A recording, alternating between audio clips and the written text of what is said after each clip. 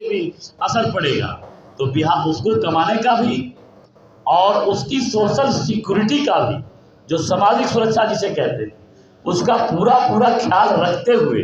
उसके सहमति से उसको भी एक अवसर मिलेगा कमाने का। और जो हमारे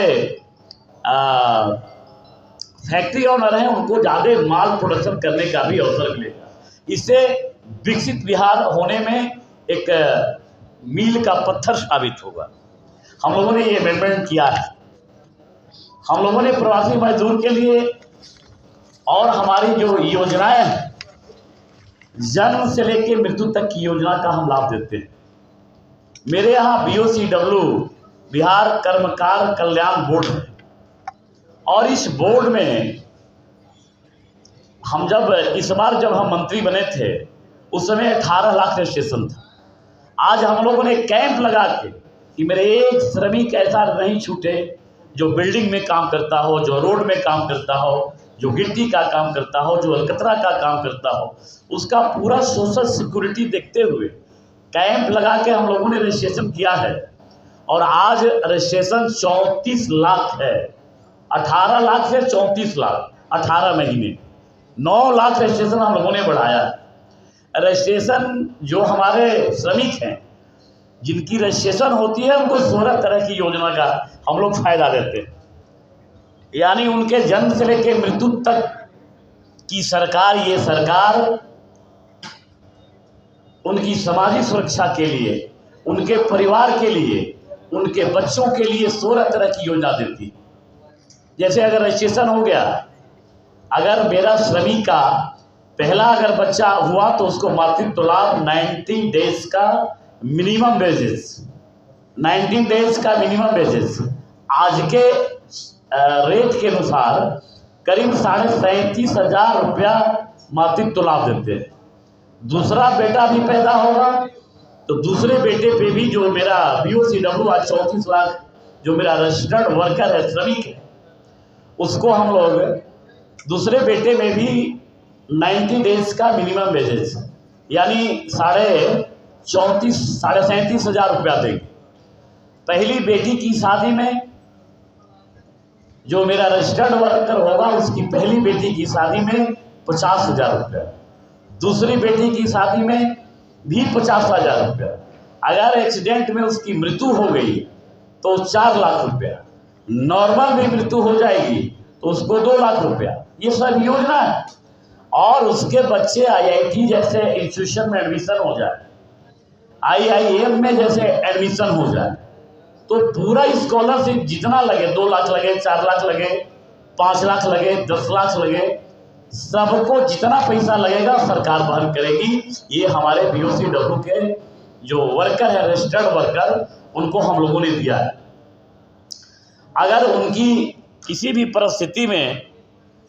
अगर वो बाहर जाना चाहे या उनके बच्चे की इंटर्नशिप की योजना की जरूरत पड़े तो BOCW में हम लोग वो भी देते हैं। अभी हम धन्यवाद देंगे माननीय मुख्यमंत्री जी, CM प्रतिज्ञा योजना लाए। CM प्रतिज्ञा योजना के अंतर्गत कोई भी मेरा युवा साथी, आप जैसे जानते हैं कि हमारे युवा जो जनरल ग्रेजुएशन वाले होते हैं, जो जनरल टेक्निकल डिग्री वाले होते हैं, जब किसी कंपनी में, किसी फैक्ट्री में जब वो काम करने के लिए जाते हैं तो उनको लोग, कंपनी वाला कहता है कि ज़रा आप अपना अनुभव सर्टिफिकेट दीजिए हमको, आप कहाँ काम किए। तो एक बड़ी परेशानी होती है नौकरी करने में भी, रोजगार लेने में भी। माननीय मुख्यमंत्री जी ने चिंता की कि हमारे जो भी बच्चे किसी कंपनी में जाएंगे, एक पोर्टल है, उस पोर्टल पे रजिस्ट्रेशन करेंगे तो उनको इंटर्नशिप योजना के अंतर्गत हम 4,000, 5,000, 6,000 रुपया प्रति महीना हम लोग देंगे, ताकि उनको इंटर्नशिप योजना में अनुभव प्रमाण पत्र लेने में किसी तरह की कोई दिक्कत नहीं हो। ये CM प्रतिज्ञा योजना, इससे बिहार के युवाओं को नौकरी लेने में, रोजगार लेने में काफ़ी सहायता सिद्ध होगी, काफ़ी सहायक सिद्ध होगी। अभी आप लोगों ने देखा होगा, यही एक बिहार नहीं, ये भारत की भूमि पे हमारे कुछ ऐसे श्रमिक हैं जो स्वतः स्किल्ड है। वो कभी किसी स्कूल में कोई डिग्री दिखाने की जरूरत नहीं रहती, वो स्वतः पैदा लेते हैं और स्किल्ड होते हैं। जैसे घड़ा बनाने वाला कुम्हार, बढ़ई, लोहार, किसी यूनिवर्सिटी का, किसी स्कूल का सर्टिफिकेट उसको नहीं मिलता, या मेरा राजमिस्त्री हो, या मेरा और कोई इस तरह का लेबर हो, श्रमिक हो, तो वो कहीं बाहर काम करने के लिए जाता है, तो वहाँ का जो काम कराने वाला ऑनर होता है, तो उसको लगता है कि भाई ये रियल में राजमिस्त्री है कि नहीं, ये रियल में बढ़ई का काम कर सकता है कि नहीं, ये रियल में घड़ा बना सकता है नहीं। इसलिए नहीं ये सोचता है कि चूंकि उसके पास कोई सर्टिफिकेट नहीं रहता,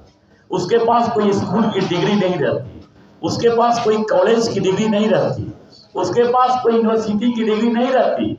माननीय मुख्यमंत्री जी ने सोचा कि ऐसे हमारे जो श्रमिक हैं, जो स्वतः स्किल्ड हैं, उनको अब आरपीएल के माध्यम से, एक आरपीएल भी कल परसों ही इस योजना का लॉन्चिंग हुआ था दशरथ माझी में। अब हम लोग वैसे हमारे श्रमिक जो बढ़ई हैं, लोहार हैं, कुम्हार हैं, वेल्डिंग करने वाले हैं, राजमिस्त्री हैं, राजमिस्त्री के जो सहायता करने वाले हैं, जो उसके हेल्प करते हैं, वैसे हमारे सभी श्रमिकों के लिए, सभी वर्कर के लिए अब आरपीएल चला के उनको हम स्किल देंगे। 15 दिन का उनको हम ट्रेनिंग देंगे और ट्रेनिंग के पीरियड में उनको 35 रुपया पर घंटे के हिसाब से पारितोषिक भी देंगे। सुबह का खाना, सुबह का नाश्ता, दोपहर का खाना, शाम का उनका लंच और रात्रि विश्राम का भी सारा व्यवस्था सरकार करेगी। और 15 दिन ट्रेनिंग करके वैसे सभी हमारे जो स्वतः स्किल लोग हैं हमारे बिहार के, उनको हम लोग ट्रेनिंग करा के सारा पैसा सरकार वहन करेगी। माननीय मुख्यमंत्री जी को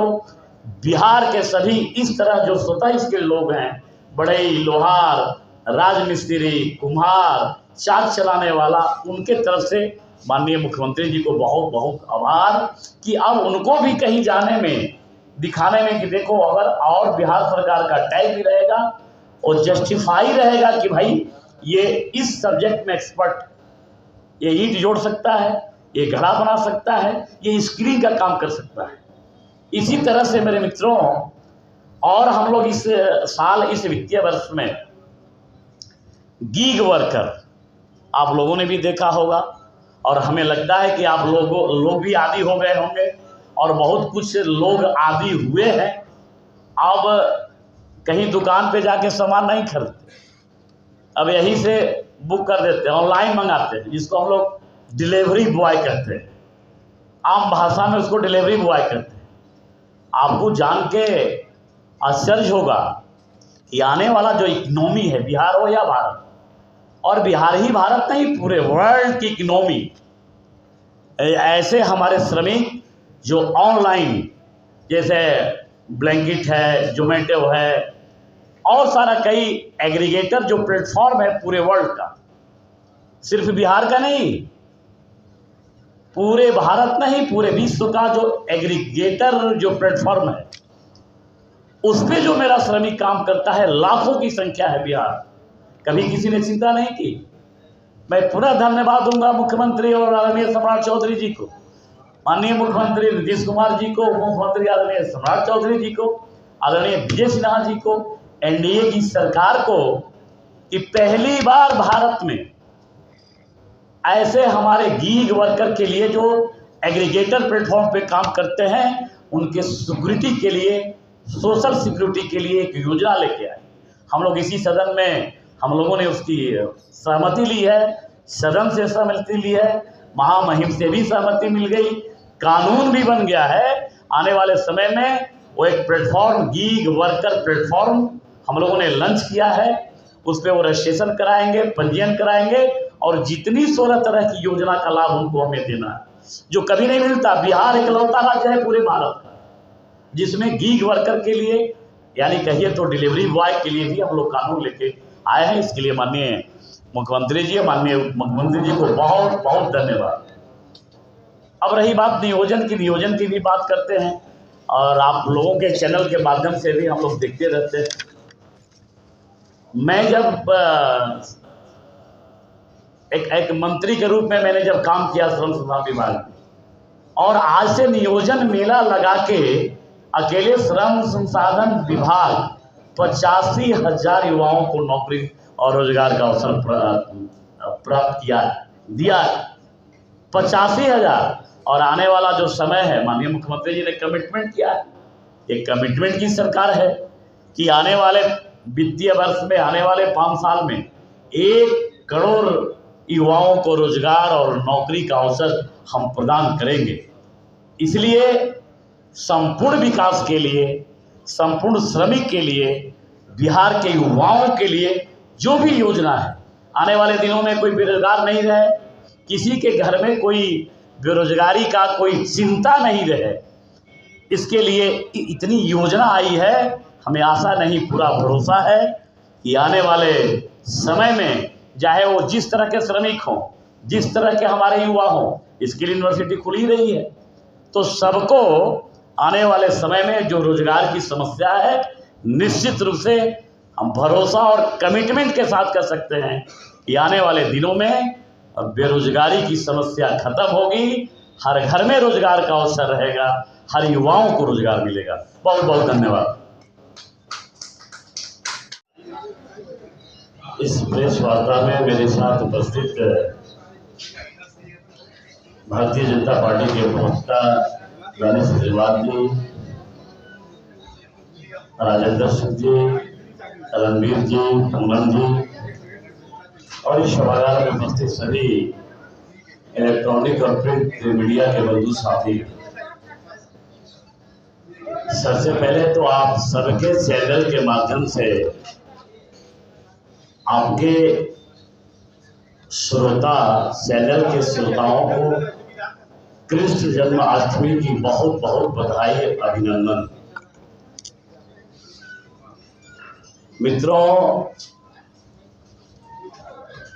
ये आज का प्रेस सरकार के श्रम संसाधन विभाग का है और जैसा आप जानते हैं, श्रम संसाधन विभाग चाहे बिहार का विकास हो या प्रदेश का विकास या समाज का विकास या देश का विकास या विकसित बिहार का सपना या फिर विकसित भारत का सपना तभी साकार होता है जब श्रम संसाधन विभाग माननीय मुख्यमंत्री आदरणीय नीतीश कुमार जी के नेतृत्व में,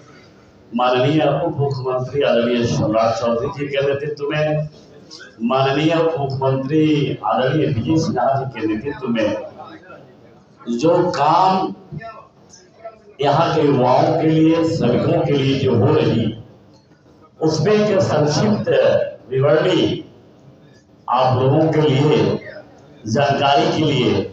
आज हम सब उपस्थित यहाँ हुए हैं। मित्रों, पहले मैं बता दूं, अभी कुछ के दिनों में बिहार में जो सबसे बड़ा जो इशू है,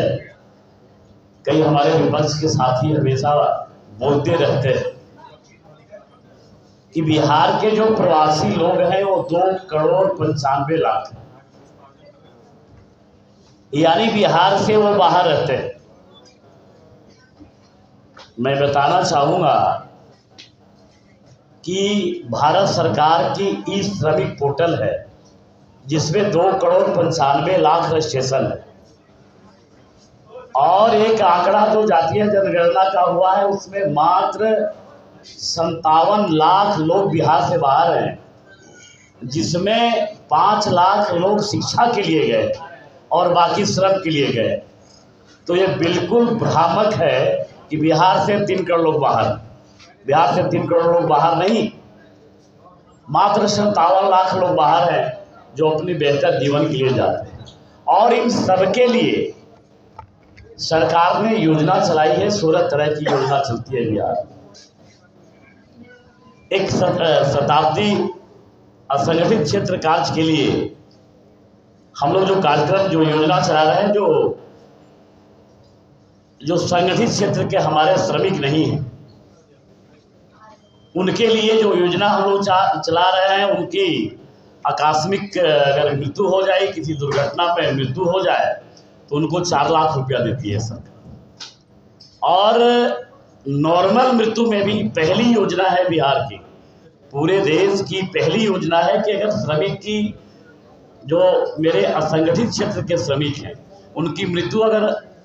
नॉर्मल भी मृत्यु हो तो उनको 2 लाख रुपया हम देते हैं। ये अपने आप में एक अलग योजना है।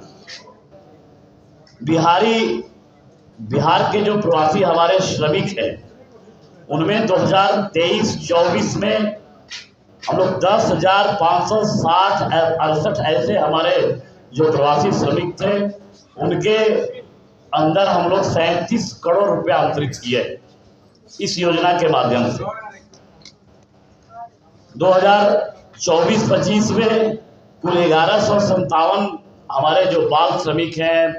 जैसा आप लोग जानते हैं कि बाल उन्मूलन कानून सरकार चलाती है कि हमारे जो युवा हैं, जो बाल श्रमिक हैं, उनका अननेसेसरी हरासमेंट नहीं हो, उनका शोषण नहीं हो, उसको रेस्क्यू करते हुए हम लोग 1157 बाल श्रमिक को लाए हैं और उनके पालन पोषण में 1,45,50,000 2023-24 में हम लोग खर्चा किए, सरकार खर्चा की, ताकि उनका फ्यूचर, उनका भविष्य बदल सके। राज्य सरकार ने अब निर्णय लिया है, मैं आपको बताते हुए खुशी हो रही है कि बिहार में एक ज़माना था कि उस ज़माने में एक चरवाहा विद्यालय का कंसेप्ट था। बिहार उस दहलीज पे खड़ा है, माननीय मुख्यमंत्री आदरणीय नीतीश कुमार जी के नेतृत्व में, माननीय उप मुख्यमंत्री आदरणीय सम्राट चौधरी जी के नेतृत्व में और आदरणीय विजय सिन्हा जी के नेतृत्व में, कि अब बिहार जिस चरवाहा विद्यालय के कंसेप्ट से बिहार चलता था, कुछ लोग चलाते थे, और मैं धन्यवाद दूंगा, आभार प्रकट करूंगा बिहार के मुख्यमंत्री जी का, जिन्होंने इसी सदन में, इस चलते सत्र में बिहार जैसे राज्य में स्किल यूनिवर्सिटी का कंसेप्ट लेके आए। एक ऐसा स्किल यूनिवर्सिटी, अब चरवाहा विद्यालय नहीं, अभी स्किल यूनिवर्सिटी, एक ऐसा स्किल यूनिवर्सिटी जो डिजिटली पूरे इंडिया के ग्लोबल प्लेटफॉर्म से जुड़ा रहे, और उसमें हमारे जो युवा हैं, जिनको रोजगार चाहिए, नौकरी चाहिए, और मार्केट के अनुरूप जो बाजार की मांग है उसके अनुरूप उसमें बच्चे हमारे स्किल होंगे, उनको दिल्ली, बम्बई, कलकत्ता और बाहर कई राज्यों में जाना नहीं पड़ेगा, इवन देश के बाहर विदेश में नहीं जाना पड़ेगा, यही स्किल होंगे स्किल यूनिवर्सिटी में, और यहीं से उनको नौकरी और रोजगार का अवसर प्राप्त होगा। और ये जननायक कर्पूरी ठाकुर जी के नाम पे मैं एक छोटी सी घटना बताऊंगा। जैसे जो किताबों में और विधान सभा और विधान परिषद के एक ईंट का बना हुआ जो पवित्र मंदिर है, उस मंदिर में एक जननायक कर्पूरी ठाकुर जी का जो सोच था, जो सपना था, उनका एक सपना था कि बिहार के समाज तभी परिवर्तित हो सकता है, समाज में परिवर्तन तभी हो सकता है जब बिहार के बच्चे स्किल हों, बिहार के बच्चे शिक्षित हों। 46 साल के बाद मैं धन्यवाद दूंगा अपने आदरणीय माननीय मुख्यमंत्री नीतीश कुमार जी को और अपने आदरणीय उप मुख्यमंत्री सम्राट चौधरी जी को, कि 46 साल के बाद इसी सदन में जननायक कर्पूरी ठाकुर के नाम पे एक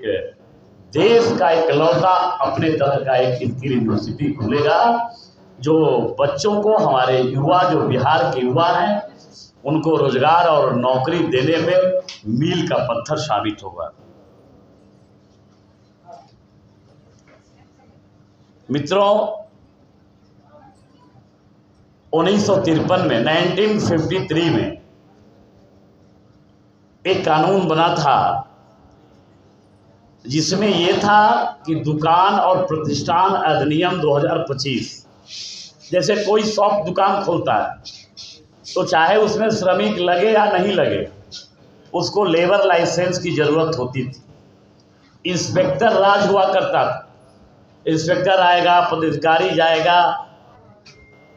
अपने जो दुकान वाले होते हैं, जो प्रतिष्ठान वाले जो होते हैं, कई गांव में, कई चौक चौराहे पे ऐसे ही दुकान मिलते हैं, और यहाँ भी कई बाजार में, सिटी में भी, कि ऑनर खुद ही दुकानदार अपने को चलाता है। ये 1953 का है। अगर उसको श्रमिक की आवश्यकता नहीं है फिर भी उसको लेबर लाइसेंस लेना पड़ता था। अगर लेबर लाइसेंस नहीं लेता तो उसको तंग भी किया जाता था। हम लोगों ने 1953 में, आज से 48 साल 45 साल पहले का बना कानून, हम लोगों ने उसको रद्द करते हुए अब हम लोग एक्ट लेके आए हैं, दुकान प्रतिष्ठान अधिनियम 2025, जिसमें 0 से लेके 9 तक अगर श्रमिक की आवश्यकता है किसी दुकान में, किसी प्रतिष्ठान में, तो उसको अब लेबर लाइसेंस की ज़रूरत नहीं पड़ेगी। अब उसको लेबर लाइसेंस नहीं लेना पड़ेगा, उसको लेबर लाइसेंस से हम लोग मुक्त किए। ये पहली बार हुआ है। इसके बाद एक कारखाना एक्ट बना था 1948 में, आज से 77 साल पहले। आज से 77 साल पहले एक कारखाना एक्ट नियम था, कारखाना अधिनियम 1948, जिसमें था कि कोई फैक्ट्री वाला, कोई उद्योग धंधा करने वाला, कोई ऐसा ऑनर रहेगा जिसमें जो श्रमिक काम करेगा उसको 48 घंटे से ज़्यादा काम नहीं ले सकता। हम लोगों ने उसको बरकरार रखा है, उसको अब 48 घंटा से ज़्यादा काम नहीं ले सकता। लेकिन कार्य दिवस 6 दिन का होना, 1 दिन का छुट्टी होना, और मेरे जो श्रमिक हैं उनको सेवा शर्तों का पालन करना, उनको अकाउंट के डीबीटी के माध्यम से उनके खाते में पैसा देना, ताकि रिकॉर्ड रहे कि उनके वेतन में, उनके पारिश्रमिक जो वेतन निर्धारित है उसमें किसी तरह की गड़बड़ी नहीं हो। इसलिए हम लोगों ने उस एक्ट का भी अमेंडमेंट किया है 77 साल के बाद, कि फैक्ट्री में हमारे काम करने वाले